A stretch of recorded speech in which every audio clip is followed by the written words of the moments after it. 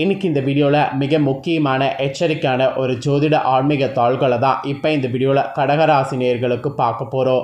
கடகராசி நேயர்கள் வீடியோவை ஸ்கிப் பண்ணாமல் பாருங்கள். உங்களோட ராசிக்கு என்ன ஆன்மீக ஜோதிட தாள்களை பார்க்க போகிறோங்கிறத இந்த வீடியோவில் தெரிஞ்சுக்குங்க. அதாவது இப்போ பார்த்தீங்கன்னு வச்சுக்கோங்களேன், 2025 4வது மாதமான ஏப்ரல் மாதமானது நடந்துகிட்ருக்கு. ஏப்ரல் மாதங்கிறது ரொம்ப முக்கியமான மாதம். ஏன்னா இந்த மாதத்தில் தமிழ் மாதமான முதல் மாதமான சித்திரை மாதம் நடக்குது. ஸோ சித்திரை மாதத்தில் நிறைய விசேஷமான நாட்கள் வரும். அதில் ஒரு விசேஷமான நாள் சித்திரை மாத அமாவாசை. சித்திரை மாத அமாவாசை இப்போ வர இருக்குது. சித்திரை மாத அமாவாசை என்றைக்கு வரப்போகுதுன்னா ஏப்ரலுடைய 27ஆம் தேதி. ஏப்ரலுடைய 27ஆம் தேதி கரெக்டாக சித்திரையுடைய 14ஆம் நாள் ஞாயிற்றுக்கிழமை அமாவாசையானது வருது. இந்த அமாவாசை சக்தி வாய்ந்த அமாவாசையாக கருதப்படுது.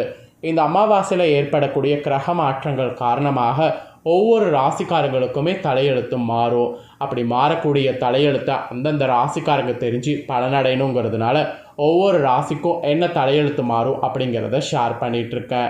அதில் இன்றைக்கி இந்த வீடியோவில் கடக ராசிக்காரங்களுக்கு ஷேர் பண்ண போகிறேன். இந்த வீடியோ கடக ராசிக்காரங்களுக்கு ரொம்ப யூஸ்ஃபுல்லாக ரொம்ப இன்ட்ரெஸ்டாக இருக்கும். ஸோ கடக ராசிக்காரங்க வீடியோவை ஸ்கிப் பண்ணாமல் பாருங்கள். உங்களோட ராசிக்கு இந்த அமாவாசையில் என்ன மாதிரியான தலையெழுத்து மாறப்போகுதுங்கிறத தெரிஞ்சு அதற்கேற்ப நடந்து பலன் பெறுங்க. இந்த அமாவாசை சாதாரண அமாவாசை கிடையாது. சித்திரை மாதம் தமிழ் மாதத்தில் முதல் மாதத்தில் வரக்கூடிய முதல் அமாவாசை இந்த அமாவாசை. இந்த அமாவாசையில் சக்தி வாய்ந்த ஒரு இது நடக்க போகுது. அதனால் ஒவ்வொரு ராசிக்காரங்களுக்குமே விஸ்வரூப மாற்றங்கள் ஏற்படும். அதில் கடக ராசிக்கு என்னங்கிறத இந்த வீடியோவில் பார்க்க போகிறோம். கடக ராசிக்காரங்க இந்த சித்திரை மாத அமாவாசையில் என்ன நடக்குங்கிறத தெரிஞ்சு பயன்பெறுங்க. அதுக்கு முன்னாடி சித்திரை மாத அமாவாசை கடன் பிரச்சனையை கச்சிதமாக சரி செய்ய ஒரு கைப்பிடி கல்லுப்பை வைத்து உங்கள் கையால் வீட்டில் இந்த ஒரு பரிகாரம் நீங்கள் செய்யணும். இதை செய்கிறதுனால உங்கள் தலையெழுத்து மாறும். என்ன பரிகாரம் செய்யணும், உங்கள் தலையெழுத்து எப்படி மாறுங்கிறத உங்களுக்கு சொல்ல போகிறேன். ஃபஸ்ட்டு பரிகாரத்தை தெரிஞ்சுக்குங்க. அதுக்கப்புறம் நீங்கள் உங்களோட ராசிக்கு எப்படி இந்த அமாவாசையிலேருந்து நடந்துக்கணுங்கிறத உங்களுக்கு எக்ஸ்பிளைன் பண்ணுறேன். தமிழ் மாதம் பிறந்து வரக்கூடிய முதல் அமாவாசை திதி இந்த அமாவாசை. இந்த அமாவாசை தினத்தில் நம்ம வீட்டில் இருக்கக்கூடிய கடன் பிரச்சனைகள் தீர சுலபமான முறையில் கல்லுப்பு பரிகாரத்தை இப்படி செய்வது நல்லது. அதை பற்றி தான் இந்த வீடியோவில் பார்க்க போகிறோம். அமாவாசை தினத்தில் குலதெய்வத்தை வேண்டி நம்ம செய்யக்கூடிய இந்த பரிகாரத்தின் மூலம் நமக்கு உடனடியாக கைமேல் பலன் கிடைக்கும். அதனால் நம்பிக்கையோடு இந்த பரிகாரத்தை செய்யுங்க. கடன் தீர செய்ய வேண்டிய பரிகாரத்தை தெரிந்து கொள்வதற்கு முன்பு ஒரு விஷயம். இந்த அமாவாசை தினம் உங்களுடைய வீட்டில் முன்னோர்களுக்கு செய்ய வேண்டிய திதி தர்ப்பணங்களை தவறாமல் ஃபஸ்ட்டு செய்து விடணும். குறிப்பாக இந்த நாளில் வீட்டில் குலதெய்வத்தை மனதார நினைத்து குலதெய்வ வழிபாடு செய்யணும். இதெல்லாம் செய்து நல்ல பலனை பெற்றுட்டு தான் இந்த பரிகாரம் செய்யணும். இப்போது கடன் தீர கல்லுப்பு பரிகாரம் செய்வதை பார்க்கலாம் வாங்க. இந்த பரிகாரம் செய்யறதுக்கு உகந்த நேரம் காலை 6 மணிலேருந்து 7 மணி வரை. அப்படி இல்லைனா இந்த பரிகாரத்தை இந்த நேரத்தில் செய்ய முடியலனா அதே நாளில் மாலை 6 மணிலேருந்து 7 மணி வரை டைம் இருக்குது. இந்த நேரத்துலையாவது பரிகாரத்தை செய்யுங்க. இந்த 2 நேரத்தில் ஏதாவது ஒரு நேரம் பரிகாரம் செய்து முடித்திடுங்க. ஃபஸ்ட்டு ஒரு மஞ்சள் நிற சதுர வடிவில் இருக்கக்கூடிய துணியை எடுத்துக்கொள்ளுங்க. அதுக்கப்புறம் உங்களுடைய உள்ளங்கையில் ஒரு கைப்பிடி அளவு வீட்டு சமையலில் கல்லுப்பு இருக்குல்ல, அதை எடுத்து வைத்து பூஜையில் அமர்ந்துக்குங்க. உங்கள் குலதெய்வத்துடைய பெயரை 3 முறை சொல்லி எனக்கு இருக்கக்கூடிய கடன் பிரச்சனை அனைத்து தீர வேண்டும் என்று மனதார பிரார்த்தனை செய்து கொள்ளுங்க. அப்புறம் அந்த மஞ்சள் துணியில் உப்பை வைத்து விடுங்க. ஒரே ஒரு பிரியாணி இலையின் மேல் உங்களுடைய கடன் தொகையை எழுதிவிங்க. அந்த கடன் பிரச்சனை சீக்கிரம் தீர வேண்டும் என்று எழுதுங்க. இப்போ உதாரணத்துக்கு 50,000 கடன் இருக்குன்னா சீக்கிரம் அடைய வேண்டும் என்று எழுதி அந்த பிரியாணி இலையை கல்லுப்போடு வைத்திடுங்க. இதோடு ஒரு வசம்பு துண்டு வைங்க. இதெல்லாம் அந்த மஞ்சள் துணியில் வைத்ததுக்கு பின்னாடி மஞ்சள் துணியை ஒரு நூலால் முடிச்சு போட்டு கட்டி கொள்ளுங்க. கட்டினதை உங்களுடைய நிலைப்பு ஆசைப்படி இருக்கல அதோடைய வெளிப்பக்கத்தில் கட்டி விடுங்க. அவ்வளோதாங்க. இதை இந்த மாதம் அமாவாசையில் செய்துட்டிங்கன்னா அடுத்த மாதம் அமாவாசை வரும் வரைக்கும் இருக்கட்டும். அடுத்த மாதம் அமாவாசை வரும்போது மஞ்சள் துணிக்கு உள்ளே இருக்கக்கூடிய உப்பை மட்டும் எடுத்து தண்ணீரில் கரைக்கணும். தண்ணீரில் கரைக்கும் போது உங்களுடைய கடன் கரைவது போல் எண்ணிக்கொண்டே உப்பை கரைத்து விடணும். ஆக்சுவலி ஒவ்வொரு மாதம் அமாவாசை வரும்போது பழைய உப்பை தண்ணீரில் கரைத்து விட்டு புதிய உப்பை அந்த மஞ்சள் துணியில் வைத்து மஞ்சள் துணியில் இருக்கக்கூடிய மற்ற பொருட்களை எல்லாம் அப்படியே அந்த மஞ்சள் துணியில் வைத்து நல்ல நிலைவாசப்படியில் இந்த மாதிரி கட்டி வரணும். இதெல்லாம் செய்திங்கன்னா உங்களுடைய பணப்பிரச்சனைகள் கடற்பிரச்சனைகள் கூடிய விரைவில் ஒரு தீர்வானது கிடைக்கும். ஸோ இது கடன் பிரச்சனை இருக்கிறவங்களுக்கு மட்டும் கிடையாது, நகைக்கடை இருக்கிறவங்களுக்கு கூட சரியாகும். நகைக்கடை இருக்கிறவங்க இந்த பிரியாணி இலையில் நகைக்கடன் தீர வேண்டும் என்று எழுதி கொள்ளுங்கள். நம்பிக்கையோட இந்த சுலபமான ஒரு பரிகாரத்தை நீங்கள் செய்கிறதுனால நிச்சயமாக நீங்கள் எதிர்பாராத நிறைய நல்ல மாற்றங்கள் உங்கள் வாழ்வில் பார்க்கலாம். ஸோ நம்பிக்கையோடு செய்து நம்பிக்கையோட பலன் பெறுங்க. இவ்வளோ நேரம் பரிகாரம் செய்கிறத பற்றி உங்களுக்கு தெளிவாக எக்ஸ்பிளைன் பண்ணேன். இப்போ உங்களோட ராசிக்கு இந்த அமாவாசையிலேருந்து என்ன மாதிரி நீங்கள் நடந்துக்கணுங்கிறத சொல்ல போகிறேன். கடக ராசிக்காரங்க புனர்பூசம் 4ஆம் பாதம் பூசம் ஆயில்ய நட்சத்திரத்தில் பிறந்தவங்க வீடியோவை ஸ்கிப் பண்ணாமல் பாருங்கள். உங்களோட ராசி நட்சத்திரத்துக்கு என்ன பலன் கிடைக்குங்கிறத தெரிஞ்சு பலன் பெறுங்க. ஃபஸ்ட்டு கிரகநிலை உங்களுக்கு எப்படி அமைஞ்சிருக்குங்கிறத சொல்கிறேன்.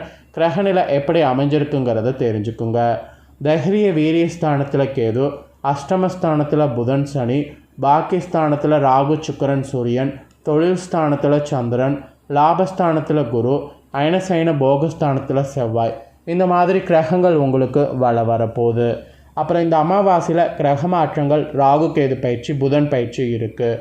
ராகு பார்த்திங்கன்னு வச்சுக்கோங்களேன், கரெக்டாக பாக்கியஸ்தானத்துலேருந்து விலகி அஷ்டமஸ்தானத்துக்கு வர்றாரு. கேது தைரிய வீரியஸ்தானத்துலேருந்து விலகி தனவாக்கு குடும்பஸ்தானத்துக்கு வர்றாரு. புதன் பகவான் பாக்கியஸ்தானத்துலேருந்து தொழில் ஸ்தானத்துக்கு மாறுறாரு. இந்த கிரக மாற்றங்கள் இந்த அமாவாசையில் இருக்குது.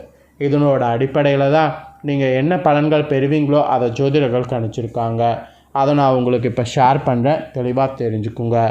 எதிர்காலம் நம்ம கையில் என்பதற்கேற்ப எதற்கும் கலங்காத மனமும் எதிர்ப்பை கண்டு அஞ்சாத குணமும் கொண்ட கடகராசி என்பர்களுக்கு இந்த மாத அமாவாசைக்கு பிறகு குடும்பத்தில் ஒற்றுமையானது கூடும்.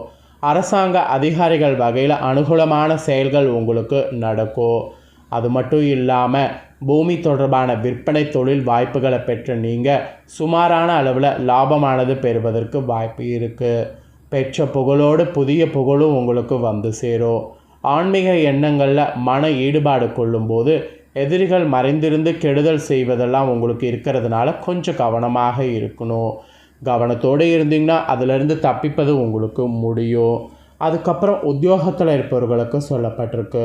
உத்தியோகத்தில் இருக்கக்கூடிய உங்கள் கடகராசிக்காரங்களுக்கு அரசு துறைகள் வகையில் அதிகார பதவியில் இருக்கிறவங்க சிலருடைய குறுக்கீடுகள் காரணமாக சோர்வு மனப்பான்மைக்கு ஆளாக நேரிடும். அதுக்கப்புறம் பின்னர் வரக்கூடிய காலங்களில் தகுந்த ஆலோசனைகள் கிடைக்கப்பெற்று உங்கள் பணியில் சிறந்து விளங்குவது முடியும். அதே போல் தொழிலதிபர்கள் உங்கள் தொழிலை வெற்றியும் புகழ் பெறுவது இருக்குது.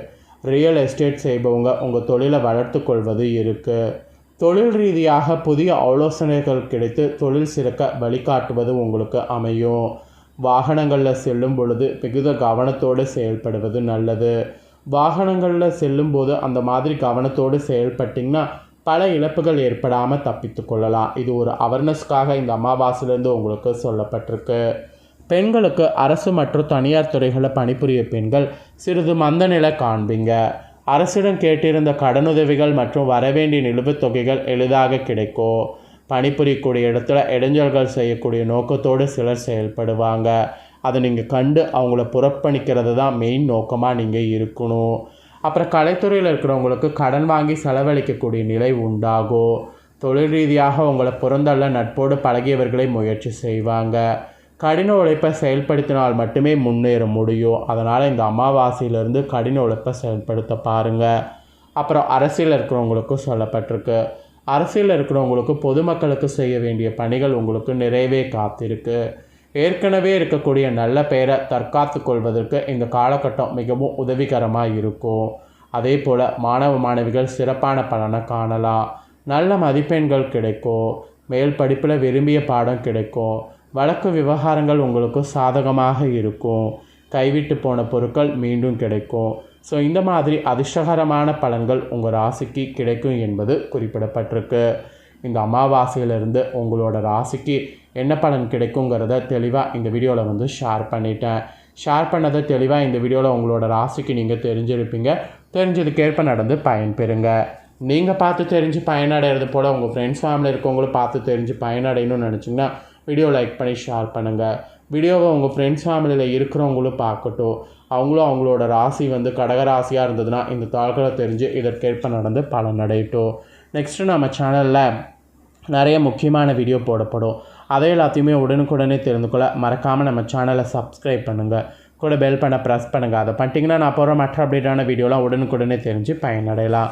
ஸோ மறக்காமல் பண்ணுங்கள். நெக்ஸ்ட்டு வேறொரு வீடியோவில் வந்து உங்களை சந்திக்கிறேன். நன்றி.